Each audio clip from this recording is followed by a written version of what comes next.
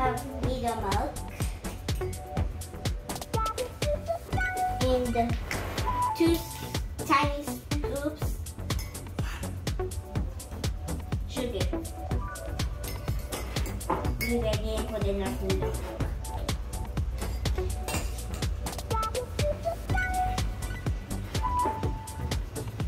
Okay, now we add some cold water.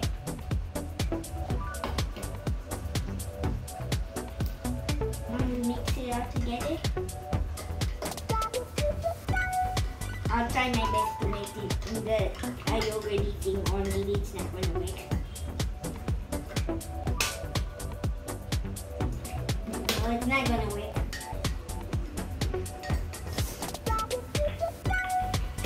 I'm sorry guys, but I couldn't make the slushy thing because the water wasn't ready. Maybe the next time I can show you how to make it.